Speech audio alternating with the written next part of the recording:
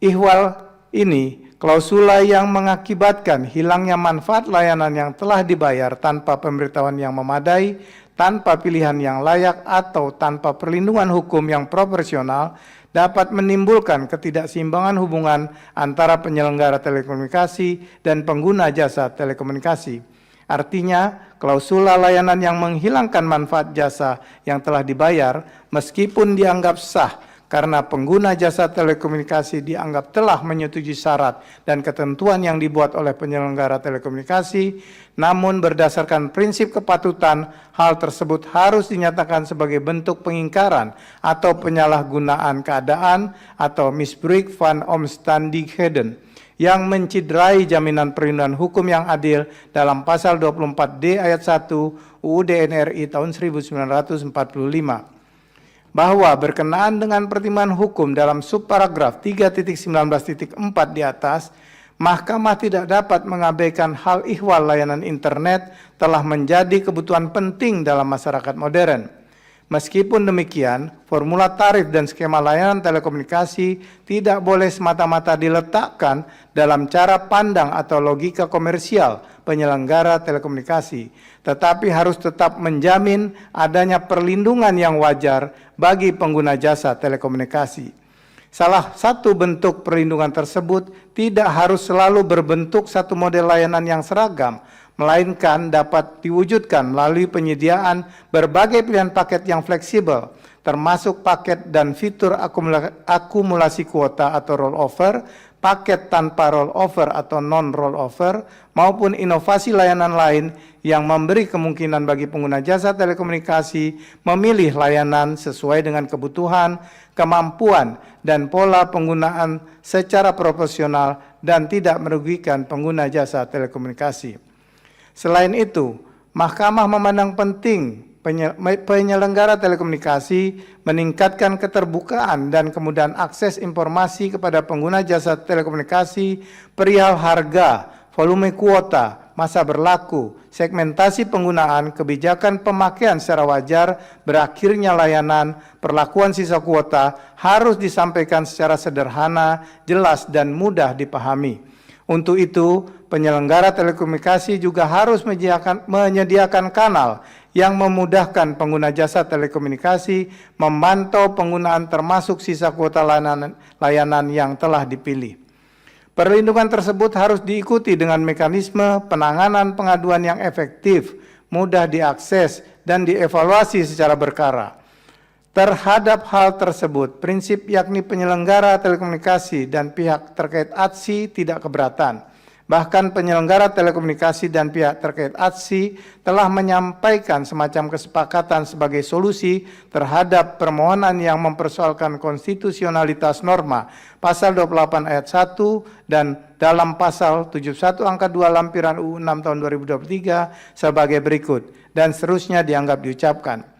Kesepakatan tersebut menunjukkan bahwa penyelenggara telekomunikasi membuka ruang solusi yang seimbang, yaitu menyediakan pilihan paket rollover dan non-rollover, serta inovasi layanan lainnya, peningkatan transparansi informasi produk, pemantauan penggunaan dan sisa kuota, penanganan pengaduan, serta perlindungan terhadap pengguna jasa telekomunikasi, peningkatan kualitas layanan, dan keberlanjutan industri telekomunikasi. Artinya, sekalipun penyelenggara telekomunikasi menegaskan tidak memperoleh keuntungan atau mendapat tambahan dari sisa volume atau data yang tidak digunakan oleh pengguna jasa telekomunikasi, pilihan terhadap berbagai jenis alternatif produk yang telah disediakan oleh penyelenggara telekomunikasi, namun secara faktual tidak banyak dari pengguna jasa telekomunikasi yang memilih alternatif tersebut. Persoalannya, bagi pengguna jasa telekomunikasi yang tidak menggunakan jasa layanan rollover, yang kuota internetnya masih tersisa, tidak mendapat perlindungan atas kepemilikan dimaksud. Dalam hal ini, pengguna jasa telekomunikasi yang membayar kuota internet baik sebelum atau sesudah penggunaan atau prabayar dan pasca bayar, namun kuota tersebut belum dimanfaatkan seluruhnya, padahal masih memiliki sisa kuota, harus dilindungi antara lain dengan cara yaitu A. Akumulasi atau rollover kuota, B. Perpanjangan masa aktif, C. Pengalihan manfaat, D. Kompensasi, E. Refund, atau F. Bentuk perlindungan lain.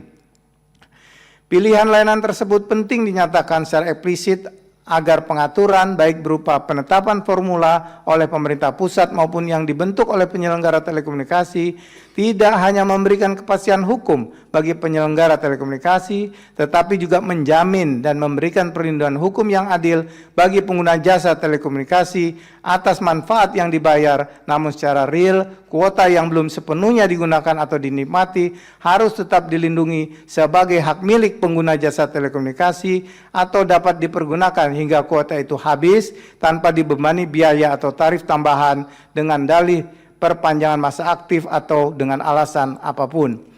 Dalam hal ini, ruang bagi pemerintah pusat sebagaimana dimaksud dalam norma pasal 28 ayat 2 dalam pasal 71 angka 2 lampiran UU 6 tahun 2023 dalam menetapkan formula tarif untuk dilakukan lebih adaptif terhadap perkembangan teknologi, model bisnis, serta kebutuhan dan kemampuan ekonomi masyarakat dengan tetap berlandaskan pada prinsip perlindungan dan kepastian hukum yang adil atas kepemilikan pengguna jasa telekomunikasi.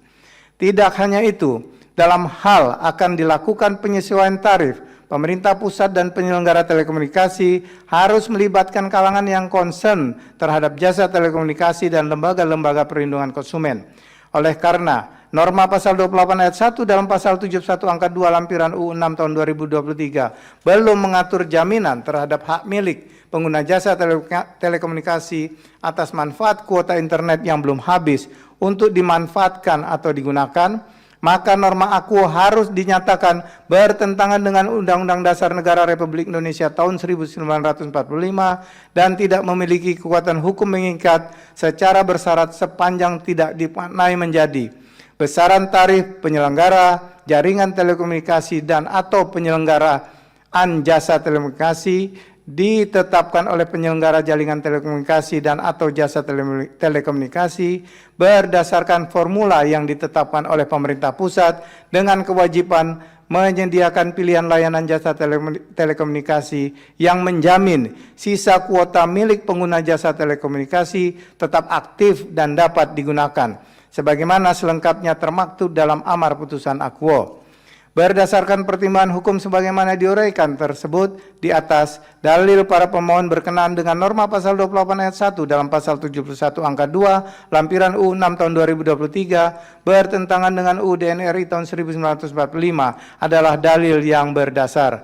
Namun oleh karena pemaknaan mahkamah tidak sebagaimana yang dimohonkan, maka permohonan para pemohon adalah beralasan menurut hukum untuk sebagian. Paragraf 3.20 dan 3.21 dianggap diucapkan, konklusi dan seterusnya dianggap diucapkan berdasarkan Undang-Undang Dasar Negara Republik Indonesia tahun 1945 dan seterusnya dianggap diucapkan. Amar putusan mengadili 1. Mengabulkan permohonan para pemohon untuk sebagian. 2. Menyatakan pasal 28 ayat 1 dalam pasal 71 angka 2 lampiran Undang-Undang Nomor 6 tahun 2023 tentang penetapan peraturan pemerintah pengganti Undang-Undang Nomor 2 tahun 2022 tentang Cipta Kerja menjadi Undang-Undang Lembaran Negara Republik Indonesia tahun 2023 Nomor 41 tambahan Lembaran Negara Indonesia Nomor 6856 bertentangan dengan Undang-Undang Dasar Negara Republik Indonesia tahun 1945 dan tidak memiliki kekuatan hukum mengikat secara bersyarat sepanjang tidak dimaknai besaran tarif penyelenggaraan jaringan telekomunikasi dan atau penyelenggaraan jasa telekomunikasi ditetapkan oleh penyelenggara jaringan telekomunikasi dan atau jasa telekomunikasi berdasarkan formula yang ditetapkan oleh pemerintah pusat dengan kewajiban menyediakan pilihan layanan jasa telekomunikasi yang menjamin sisa kuota milik pengguna jasa telekomunikasi tetap aktif dan dapat digunakan. 3. Memerintahkan pemuatan putusan ini dalam Berita Negara Republik Indonesia sebagaimana mestinya. 4. Menolak permohonan para pemohon untuk selain dan selebihnya.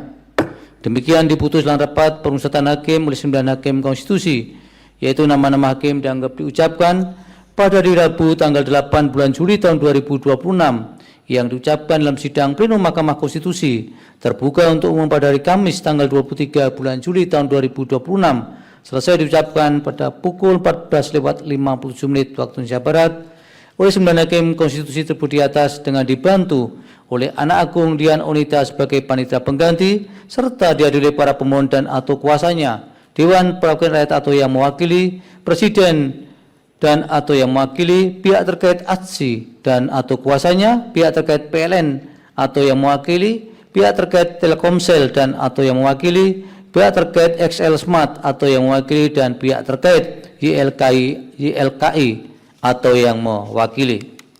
Subscribe, share, like, and comment. Subscribe, share, like, and comment. Subscribe, share, like, and comment.